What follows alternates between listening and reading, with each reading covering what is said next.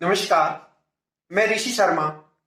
आज हम हिंदी व्याकरण के पदबंध परिचय विषय पर चर्चा करेंगे। पदबंध की परिभाषा से पहले हम पद क्या होता है और शब्द क्या होता है इसके बारे में थोड़ा पढ़ेंगे। जैसा कि हमने यहाँ पहले पद लिखा है कि पद क्या होता है या पद किसे कहते हैं, तो पद की परिभाषा क्या होगी? वाक्य में प्रयुक्त शब्द क्या कहलाता है? पद कहलाता है। वाक्य में प्रयुक्त शब्द क्या कहलाता है? शब्द क्या कहलाएगा? पद कहलाएगा। जैसे एक साधारण सा एक उदाहरण लेते हैं। जब कोई एक फूलों का ढेर होता है तब तक हम उसको क्या कहेंगे? फूलों का ढेर है ये। और जब हम एक सुई और धागा लेकर उन फूलों को धागे के अंदर पिरो देते हैं तो वो क्या कहलाने लग जाती है? फूल माला कहलाने लग जाती है। इसी प्रकार जब शब्दों को वाक्य के अंदर प्रयोग कर देते हैं तब वो क्या बन जाते हैं? पद बन जाते हैं या पद कहलाने लग जाते हैं। या फिर हम एक अन्य परिभाषा भी हम देखते हैं। जब शब्द को व्याकरण के नियमों के अनुसार वाक्य में प्रयोग कर दिया जाता है तब वह क्या बन जाते हैं? पद बन जाता है या वह पद बन जाते शब्द। जैसे यहां एक वाक्य लिखा हुआ है, कमल तालाब में खिलता है।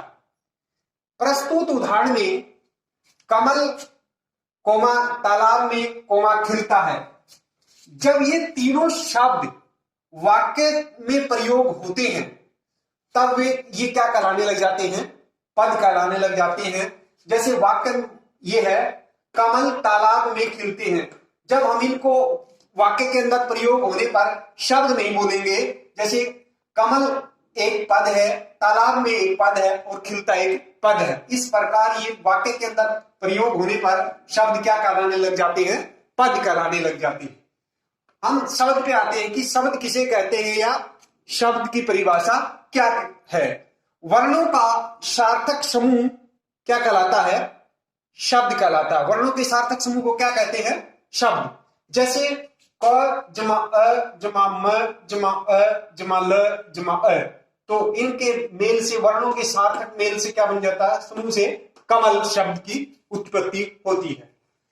शब्द जब स्वतंत्र रूप में प्रयुक्त या प्रयोग होता है, कौन? शब्द जब स्वतंत्र रूप में प्रयोग होता है और वाक्य से बाहर होता है, यानी वाक्य के अंदर प्रयोग नहीं होता, वाक्य से बाहर होता है, तब तक वह क्या कहलाता है? शब्द कहलाता है। स्वतंत्र रूप में प्रयोग होता है शब्द और वाक्य से बाहर होता है तब तक वह क्या कहलाता है? शब्द कहलाता है। जैसे हम उपर्युक्त पद वाले उदाहरण को ही लेते हैं, कमल कोमा तालाब कोमा खिलना, ये तीनों स्वतंत्र शब्द हैं। कौन कौन से? कमल कोमा तालाब कोमा खिलना, ये अलग अलग है तो ये स्वतंत्र रूप में क्या कहलाते हैं? शब्द कहलाते हैं। जब तक ये शब्द स्वतंत्र रूप में रहेंगे और वाक्य में प्रयोग नहीं होंगे या वाक्य में प्रयुक्त नहीं होंगे, अर्थात वाक्य से बाहर होंगे, तब तक ये क्या कहलाएंगे? शब्द ही कहलाएंगे। क्या कहा इसने कि जब तक ये क्या होंगे? स्वतंत्र रूप में प्रयोग होंगे और स्वतंत्र रूप में रहेंगे और वाक्य में प्रयोग नहीं होंगे, अर्थात वाक्य से बाहर रहे होंगे या बाहर रहेंगे, तब तक ये क्या कहलाएंगे? शब्द ही कहलाएंगे। जैसे ऊपर ये कमल कोमा तालाब कोमा खिलना, ये क्या कहलाते हैं? शब्द ही कहलाते हैं क्योंकि ये वाक्य से बाहर है। अब हम पदबंध पर आते हैं कि पदबंध किसे कहते हैं या पदबंध की परिभाषा क्या है। पदबंध की परिभाषा होगी पदों का ऐसा समूह जो वाक्य में, किसका? पदों का ऐसा समूह जो वाक्य में, ब्रैकेट में लिखा हुआ है, संज्ञा कोमा सर्वनाम कोमा विशेषण कोमा क्रिया एवं क्रिया विशेषण अथवा अव्यय। क्रिया विशेषण को क्या भी कहते हैं? अव्यय। इनमें से, किनमें से? इन पांचों में से किसी एक व्याकरणिक इकाई का कार्य करे उसे क्या कहते हैं? पदबंध कहते हैं। जैसे उदाहरण है, तेज दौड़ता हुआ लड़का गिर गया। क्या उदाहरण है? तेज दौड़ता हुआ लड़का गिर गया। इस वाक्य में हमने यहां तक रेखा अंकित की है, लड़का तक। लड़का क्या है? संज्ञा है, संज्ञा शब्द है या संज्ञा पद है। वाक्य के अंदर तो पद कहेंगे हम, संज्ञा पद है। तो यहां क्या हो जाएगा, इसके अंदर संज्ञा पदबंध हो जाएगा। अब कहते हैं कि पदबंध के कितने भेद होते हैं या पदबंध कितने प्रकार के होते हैं। पदबंध के निम्नलिखित 5 भेद हैं। पहला है संज्ञा पदबंध, दूसरा है सर्वनाम पदबंध, तीसरा है विशेषण पदबंध और चौथा है क्रिया पदबंध, पांचवा है क्रिया विशेषण अथवा अव्यय पदबंध। अब हम पहला पदबंध को करेंगे कि संज्ञा पदबंध का लक्षण या परिभाषा क्या है। इसकी परिभाषा होगी, जो पदबंध वाक्य में संज्ञा का व्याकरणिक कार्य करे, जो पदबंध वाक्य में संज्ञा का व्याकरणिक कार्य करे उसे क्या कहते हैं, संज्ञा पदबंध कहते हैं। संज्ञा पदबंध के शीर्ष में अथवा अंतिम पद या शब्द क्या होगा, संज्ञा होता है। जैसे यहां कुछ वाक्य दिए गए हैं, 7 वाक्य दिए गए हैं, जैसे यहां इनमें से हमें यह पता लगाना है कि इनमें कौन सा पदबंध है। जैसे हमने मान लिया संज्ञा पदबंध के उदाहरण चुनने हैं, तो पहले तो हमें यह मालूम होना चाहिए कि संज्ञा किसे कहते हैं। किसी व्यक्ति, वस्तु, स्थान, भाव आदि के नाम को क्या कहते हैं, संज्ञा। जब इनके नीचे रेखा अंकित होगी, यदि संज्ञा शब्द, संज्ञा का अर्थ ही क्या है, नाम किसी का। तो जैसे पहला है, पड़ोस के मकान में रहने वाला आदमी छत से गिर गया। ये एक वाक्य दिया हुआ है और मान लिया हमने यहां रेखा अंकित कर देते हैं कि आदमी तक, चाहे एक आदमी ले और या फिर इसके यहां तक रेखा अंकित कर देते हैं कि पड़ोस में के मकान में रहने वाला आदमी, आदमी तक, ये क्या है, संज्ञा है आदमी। तो यहां इसमें क्या हो जाएगा, संज्ञा पदबंध हो जाएगा। दूसरा है, जैसे आकाश में उड़ता पतंग टूट गया, ये दूसरा वाक्य है। तो यदि हम यहां से यहां तक, पतंग तक हम इसको रेखा अंकित कर देंगे या केवल पतंग के नीचे कर देंगे, तो यहां क्या हो जाएगा, पतंग क्या है कि संज्ञा पद है यहां, तो यहां क्या हो जाएगा, संज्ञा पदबंध हो जाएगा। तीसरा है, सबसे अच्छा पढ़ने वाला विद्यार्थी इनाम पाएगा। तो ये वाक्य दिया हुआ है, इसमें हम यदि यहां से सबसे अच्छा पढ़ने वाला विद्यार्थी, विद्यार्थी क्या है, संज्ञा पद है, संज्ञा। तो यहां तक यदि हम रेखा अंकित करते हैं तो इसमें क्या हो जाएगा, संज्ञा पदबंध हो जाएगा। चौथा वाक्य जैसे दिया हुआ है, अयोध्या के राजा दशरथ के 4 पुत्र थे। जैसे यहां से यहां तक रेखांकित कर देता है, अयोध्या के राजा दशरथ, दशरथ क्या है, व्यक्ति का नाम है और संज्ञा पद है ये, तो यहां भी क्या हो जाता है, संज्ञा पदबंध हो जाता है। पांचवा वाक्य है, देश पर कुर्बान होने वाला व्यक्ति सच्चा देशभक्त होता है। तो यहां यदि हम देश पर कुर्बान होने वाला व्यक्ति यहां तक अंडरलाइन करते हैं या रेखा अंकित करते हैं, तो व्यक्ति क्या है, संज्ञा है, तो यहां पर क्या हो जाता है, संज्ञा पदबंध हो जाता है। छठा है, विदेश से आए मेहमानों या अतिथियों में कुछ लोग शाकाहारी हैं। यदि यहां हम किस तक करते हैं, आए हुए मेहमानों में कुछ लोग, लोग क्या है, या फिर मेहमानों तक करते हो, तो यहां क्या हो जाता है, संज्ञा पदबंध हो जाता है। सातवां है, छात्रावास में रहने वाले छात्र चले गए। यदि हम यहां छात्रावास में रहने वाले छात्र तक अंडरलाइन करते हैं, रेखा अंकित करते हैं, तो यहां छात्र क्या है, संज्ञा पद है, इसलिए इसमें क्या हो जाता है, संज्ञा पदबंध हो जाता है। इस प्रकार हमने कुछ संज्ञा पदबंध के उदाहरण किए, जैसा कि बताया गया है, आपको समझ में आए होंगे। अब हम दूसरा जो है वो सर्वनाम पदबंध होता है। दूसरा भेद कौन सा है, सर्वनाम पदबंध। सर्वनाम पदबंध की परिभाषा क्या है, तो सर्वनाम पदबंध की परिभाषा होगी, जो पदबंध वाक्य में सर्वनाम का व्याकरणिक कार्य करे उसे सर्वनाम पदबंध कहते हैं। किसको कहते हैं, जो पदबंध वाक्य में सर्वनाम का व्याकरणिक कार्य करे उसे सर्वनाम पदबंध कहते हैं। इस सर्वनाम के शीर्ष में क्या होता है, सर्वनाम पद रहता है। इसके शीर्ष में क्या होता है या अंतिम पद क्या होगा, सर्वनाम पद होगा। जैसे हम इसके उदाहरण देखते हैं सर्वनाम पदबंध के। पहला उदाहरण है, कभी किसी से न डरने वाले तुम बिल्ली से डर गए। जैसे एक वाक्य दे रखा है, ये कुछ 6 वाक्य दे रखे यहाँ, इनमें हम जानेंगे कि इनमें सर्वनाम पदबंध कैसे है। इससे पहले हमें यह पता होना चाहिए कि सर्वनाम किसे कहते हैं। सर्वनाम शब्द का अर्थ है शब्द का नाम।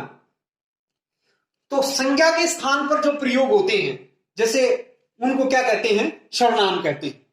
जैसे आपको पता भी होगा, यह वह तुम आप कोई कुछ, ये क्या है, सर्वनाम शब्द है। तो पहले में जैसे कभी किसी से न डरने वाले तुम बिल्ली से डर गई। अब यदि यहां कोई, यदि या तो इस तुम के नीचे अंडरलाइन कर दे या रेखांकित कर दे, या फिर तुम तक पूरे के नीचे कर दे, तो यहां तुम तक क्या है, तुम क्या है, सर्वनाम पद है या सर्वनाम शब्द है। तो यहां इसमें क्या हो जाता है, सर्वनाम पदबंध हो जाता है। दूसरा है, दिन दुखियों पर दया दिखाने वाले आप कौन हैं। ये वाक्य दिया हुआ है, इसमें हमें यह जानना है कि इसमें कौन सा पदबंध है। यदि यहां आप तक अंडरलाइन है या आप रेखांकित है, जैसे यहां तक, या फिर यह अकेले सर्वनाम पद के नीचे तक हो, आप क्या, यहां सर्वनाम है, इसलिए इसमें भी क्या हो जाता है, सर्वनाम पदबंध हो जाता है। तीसरा है, छात्रावास में रहने वाले कुछ छात्र घर चले गए। ये वाक्य दिया हुआ है, इसमें हमने जानना है, मान लिया यहां पे कुछ तक रेखा अंकित की हुई है या अंडरलाइन है, तो कुछ क्या है, कोई कुछ क्या होता है, सर्वनाम पद होता है, सर्वनाम शब्द होता है। तो इसमें भी क्या हो जाता है, यदि यहां तक रेखा अंकित है तो सर्वनाम पदबंध हो जाता है। चौथा वाक्य है, बड़ी बड़ी डींगे। डींगे क्या होता है, प्रशंसा, सेखी भगाने वाले। डींगे हाँकने वाले, हाँकने वाला वह मुंह की खाए बैठा है। क्या कहता है, बड़ी बड़ी डींगे हाँकने वाला वह क्या है, यहां यदि वह तक रेखा अंकित है या अंडरलाइन है, तो इसमें क्या हो जाता है, सर्वनाम। वह क्या है, एक सर्वनाम पद या शब्द है, इसलिए इसमें भी क्या हो जाता है, सर्वनाम पदबंध हो जाता है। पांचवा है, तुम्हारे मित्रों में से कोई समय पर नहीं पहुंचा। यदि कोई यहां क्या है, सर्वनाम पद है या सर्वनाम शब्द है, तो यदि यहां कोई तक रेखा अंकित करता है या अंडरलाइन होती है, तो हम इसमें बताएंगे कि इसमें कोई क्या है, एक सर्वनाम पद है या शब्द है, इसलिए इसमें क्या होगा, सर्वनाम पदबंध होगा। छठा है वाक्य, सोच समझकर काम करने वाले तुम आज गलती कैसे कर बैठे। यदि तुम तक अंडरलाइन है या तुम के नीचे है अकेले, चाहे तो तुम तक पूरे के नीचे हो या फिर अकेले किसी सर्वनाम पद या शब्द के नीचे हो, तो तुम यहां क्या है, सर्वनाम पद है या शब्द है, इसलिए इसमें भी क्या होगा, सर्वनाम पदबंध होगा। इस प्रकार हमने सर्वनाम पदबंध के कुछ उदाहरण देखे हैं और पता किया है कि किस प्रकार से इनमें सर्वनाम पदबंध हम कहेंगे। तीसरा है हमारा विशेषण पदबंध। विशेषण पदबंध की परिभाषा या लक्षण क्या है। पहले तो हमें विशेषण किसे कहते हैं इसके बारे में, संज्ञा या सर्वनाम की विशेषता बताने वाले शब्दों को क्या कहते हैं, विशेषण कहते हैं। अब हम इसकी परिभाषा पे आते हैं कि विशेषण पदबंध की परिभाषा क्या है। जो पदबंध वाक्य में विशेषण का व्याकरणिक कार्य करे अथवा जो पदबंध संज्ञा या सर्वनाम के विशेषण के रूप में प्रयोग हो, उसे क्या कहते हैं, विशेषण पदबंध कहते हैं। क्या कहते हैं, जो पदबंध वाक्य में विशेषण का व्याकरणिक कार्य करे अथवा जो पदबंध संज्ञा या सर्वनाम के विशेषण के रूप में प्रयोग हो, उसे क्या कहेंगे, विशेषण पदबंध कहेंगे। विशेषण पदबंध के शीर्ष में अथवा अंतिम शब्द विशेषण होता।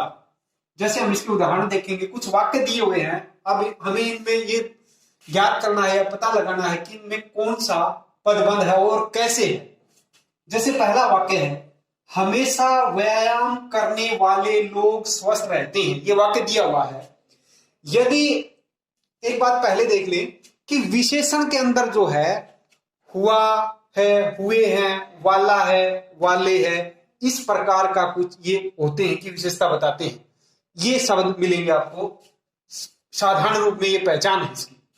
जैसे वाक्य में दे रखा है, हमेशा व्यायाम करने वाले, अब वाले तक है, इसकी विशेषता बता रखी है, तो वाले तक अंडरलाइन है या रेखा अंकित है, तो इसमें वाक्य में क्या हो जाता है, विशेषण पदबंध हो जाता है।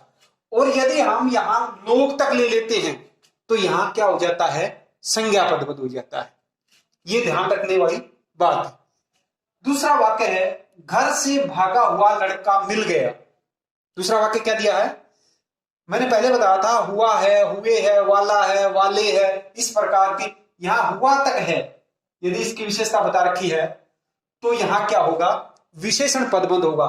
यदि लड़का तक हम अंडरलाइन ले लेते हैं तो यहां क्या हो जाता है, संज्ञा पदबंध भी हो जाता है। इसलिए जहां रेखा अंकित है उसी का हमने ये बताना है कि इसमें कौन सा पदबंध है। और ये ध्यान देने योग्य बात है कि यदि वो संज्ञा पद के नीचे रेखांकित है तो वहां हम संज्ञा के पदबंध के बारे में बताएंगे कि ये संज्ञा पदबंध है। यदि वहां विशेषण तक है, हुआ है, हुए है, वाला, वाले तक, तो वहां हम कहेंगे कि इसमें विशेषण पदबंध है, क्योंकि यहां विशेषता बताई गई। और यदि सर्वनाम पद के नीचे अंडरलाइन है तो वहां हम सर्वनाम पदबंध कहेंगे। जैसे आगे आएगा, तीसरा है वाक्य, सामने के मकान में रहने वाला आदमी छत से गिर गया।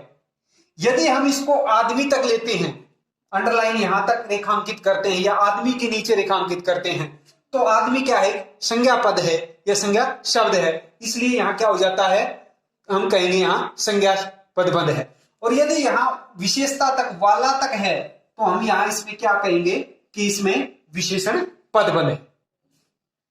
चौथा है, शेर की तरह दहाड़ने वाले तुम कांप क्यों रहे हो। यदि यहां तुम के नीचे अंडरलाइन हो या रेखांकित हो, तुम के नीचे रेखा अंकित हो, तुम पद या शब्द के नीचे, तो इसमें क्या हो जाता है, सर्वनाम पदबंध। तब हम इसमें न तो संज्ञा कहेंगे और न ही विशेषण कहेंगे। और यदि यहां वाले, यहां तक विशेषता बताई गई है, वाले तक अंडरलाइन है या रेखांकित है, तो इस शेर की तरह दहाड़ने वाले यहां तक नीचे रेखांकित है, तो इसमें क्या कहेंगे हम, इसमें विशेषण पदबंध है। पांचवा है, धीमी गति से चलने वाली गाड़ियां प्राय देरी से पहुंचती हैं। यदि यहां गाड़ियां लेते हैं तो इसमें बदल जाता, संज्ञा की ओर चला जाता। और यहां वाली तक चलने वाली गाड़ियां, वाली तक रेखांकित करते हैं, तो इसमें क्या होगा, विशेषण पदबंध होगा। इस प्रकार हमने यहां पे कहा, यह भी जाना है अंतर कि कहां हम इसको कैसे बताएंगे कि इसमें विशेषण पदबंध है या संज्ञा पदबंध है या सर्वनाम पदबंध है। जिस पद के नीचे रेखा अंकित होती है वो उसी पदबंध हो जाता है, उसी के अंदर आ जाता है। इसके बाद हम क्रिया पदबंध की परिभाषा क्या होती है या क्रिया पदबंध किसे कहते हैं, इस बारे में चर्चा करेंगे या पढ़ेंगे। तो क्रिया पदबंध की परिभाषा क्या है, जो पदबंध वाक्य में क्रिया का व्याकरणिक कार्य करे अथवा जहां एक से अधिक पद मिलकर क्रिया का व्याकरणिक कार्य करे। क्या कहा इसने, जो पदबंध वाक्य में क्रिया का व्याकरणिक कार्य करे अथवा जहां एक से अधिक पद मिलकर क्रिया का व्याकरणिक कार्य करे, वहां क्या होता है, क्रिया पदबंध होता है। इसके शीर्ष में, यानी क्रिया के शीर्ष में मुख्य क्या होती है, क्रिया होती है। इसके शीर्ष में मुख्य क्या, किसकी मुख्यता होगी, क्रिया की होगी। जैसे एक हम उदाहरण लेते हैं, वाक्य पहला है, बच्चा दूध पीकर सो गया। ये वाक्य दिया हुआ, तो इसमें हमने ये बताना है कि इसमें पदबंध कौन सा है। तो बच्चा दूध पीकर सो गया, तो दूध पीकर सोना, पीकर सोना, ये क्या है, क्रिया है हमारी यहाँ पे, तो इसमें क्या हो जाएगा, क्रिया पदबंध हो जाएगा। यदि यहां पीकर सोना, पीकर सो गया, इसके नीचे रेखांकित होती है, तो इसके अंदर हम क्या कहेंगे, क्रिया पदबंध है। दूसरा है, बंजारा गीत गाता जा रहा है। दूसरा वाक्य क्या लिया, बंजारा गीत गाता जा रहा है। यदि यहां गाता जा रहा है या गीत गाता जा रहा है या फिर दूध पीकर सो गया, यहां गाता जा रहा है या गीत गाता जा रहा है, क्रिया पद के नीचे अंडरलाइन है या रेखांकित है, तो इसमें क्या होगा, क्रिया पदबंध होगा। तीसरा वाक्य है, अब तो मुझसे चला भी नहीं जाता। अब तो मुझसे चला भी नहीं जाता। यदि चला भी नहीं जाता, ये क्या है? क्रियापद है। क्रियापद के नीचे रेखा अंकित है या अंडरलाइन है, तो इसके अंदर हम क्या कहेंगे? इसके अंदर क्या है? क्रियापद बंद होगा। चौथा है सोहन नदी में डूबता चला गया। चौथा वाक्य क्या लिया? सोहन नदी में डूबता चला गया। अब यहां डूबता चला गया, इसके नीचे रेखा अंकित है या अंडरलाइन है। डूबता चला गया, क्रियापद के नीचे अंडरलाइन है या रेखा अंकित है, तो इसमें हम क्या कहेंगे? इसमें क्रियापद बंद है। पांचवा है तितलियां फूलों पर मंडरा रही हैं। तितलियां क्या लिया? तितलियां फूलों पर मंडरा रही हैं। अब यहां हम कहें कि फूलों पर मंडरा रही हैं, ये क्रियापद के नीचे रेखा अंकित है या अंडरलाइन है, तो इस वाक्य में क्या होगा? क्रियापद बंद होगा। छठा है अध्यापक पढ़ाता जा रहा है। अब पढ़ाता जाना के नीचे अंडरलाइन है, क्या है? पढ़ाता जा रहा है, इसके नीचे रेखा अंकित है, तो हम इसमें क्या, इस वाक्य में क्या कहेंगे? इसके वाक्य में क्या है? क्रियापद बंद है। इस प्रकार हमने विशेषण पदबंध के वाक्यों को भी देखा है और क्रियापद बंध के वाक्यों को भी देखा कि किस प्रकार इसमें क्रियापद बंध है और किस प्रकार ये विशेषण पदबंध है। पदबंध का पांचवा भेद है क्रिया विशेषण या अव्यय पदबंध। क्रिया विशेषण या अव्यय पदबंध क्या होता है? पहले तो हमें क्रिया विशेषण किसे कहते हैं? क्रिया विशेषण जो क्रिया की विशेषता बताए उसे क्रिया विशेषण कहते हैं। अब क्रिया विशेषण पदबंध की परिभाषा क्या है? जो पदबंध वाक्य में क्रिया विशेषण का व्याकरणिक कार्य करे। क्या करे? जो पदबंध वाक्य में क्रिया विशेषण का व्याकरणिक कार्य करे उसे क्या कहते हैं? क्रिया विशेषण पदबंध कहते हैं। इसके शीर्ष में क्रिया विशेषण पद रहता है। जैसे उदाहरण पहला है हमारा, कुछ वाक्य दिए गए हैं, इन वाक्यों के द्वारा हम देखेंगे कि इनमें क्रिया विशेषण पदबंध कैसे है। पहला है कश्मीर से कन्याकुमारी तक भारत एक है। यहां कैसे पता चला कि इसमें कौन सा पदबंध है? तो यहां कश्मीर से कन्याकुमारी तक, इसके नीचे यदि रेखा अंकित है तक यहां तक, तो इसमें हम कहेंगे कि क्रिया विशेषण पदबंध है इस वाक्य के अंदर। 2 नंबर वाक्य है मैंने मोहन की आधी रात तक प्रतीक्षा की। मैंने मोहन की आधी रात तक प्रतीक्षा की। अब यहां आधी रात तक, यहां क्रिया की विशेषता बताई गई है कि आधी रात तक, ये क्या है? क्रिया विशेषण पद है, इसलिए क्रिया विशेषण पद के नीचे अंडरलाइन होने के कारण इसमें क्या है? क्रिया विशेषण पदबंध है। तीसरा वाक्य है राम ने सांप को पीट पीट कर मारा। क्या है? राम ने सांप को पीट पीट कर मारा। अब क्रिया की विशेषता इसमें किसने बताई है? पीट पीट करने। तो यहां इसके पीट पीट करने के नीचे रेखा अंकित है, तो इसमें क्या होगा? क्रिया विशेषण पदबंध होगा। 4 नंबर वाक्य है पिछले दिनों की अपेक्षा आज गर्मी अधिक है। तो इसमें क्रिया विशेषण कौन सा है? क्रिया की विशेषता किसने बताई है कि पिछले दिनों की अपेक्षा, पिछले दिनों की अपेक्षा, यदि इसके नीचे रेखा अंकित है यहां तक, इसमें क्या बताई गई? यहां विशेषता, क्रिया की विशेषता बताई गई है, इसलिए इसमें क्या कहेंगे हम? क्रिया विशेषण पदबंध है। 5वां है नित्य प्रति की भांति मजदूर काम पर चले गई। क्या है? नित्य प्रति की भांति मजदूर काम पर चले गए। इसमें क्रिया की विशेषता किस में बताई गई है? इस पद में बताई गई है नित्य प्रति की भांति। यहां तक रेखा अंकित है, तो इसमें क्या कहेंगे हम? क्रिया विशेषण पदबंध है। 6ठा वाक्य है कछुआ धीरे धीरे चलता है। कौन चलता है? कछुआ धीरे धीरे चलता है। चलने की विशेषता किस पद में बताई गई है? धीरे धीरे ने बताई गई है। यहां यदि धीरे धीरे के नीचे रेखा अंकित है, तो इसमें क्या कहेंगे हम? क्रिया विशेषण पदबंध है। 7वां उदाहरण है गेंद की तरह लुढ़क कर वह वृक्ष से नीचे आ गिरा। तो इस वाक्य में कैसे पता चलेगा कि इसमें कौन सा पदबंध है? तो वह किसकी तरह लुढ़क कर? गेंद की तरह लुढ़क कर। यदि इस क्रिया विशेषण, यहां क्रिया की विशेषता किस पद ने बताई है? गेंद की तरह लुढ़क कर। इस पद ने किसकी विशेषता बताई है? क्रिया की। इसलिए इस पद में कौन सा पदबंध होगा? क्रिया विशेषण पदबंध होगा। इस 8वां वाक्य है, बच्चा रोता रोता मां के पास पहुंचा। तो बच्चा रोता रोता, तो इसमें रोता रोता इसके नीचे यदि रेखा अंकित है, इस पद के नीचे, इसमें इसने क्या बताई है? क्रिया की विशेषता बताई है। तो इस क्रिया की विशेषता बताने के कारण इसमें क्या हुआ? यहां रोता रोता में क्रिया विशेषण पदबंध है इस वाक्य में भी। इस प्रकार हमने पदबंध का टॉपिक पूरा कर लिया है। मेरे द्वारा ये आपको समझाने का प्रयास किया गया है। आशा है कि आपको समझ में आ गया होगा। धन्यवाद।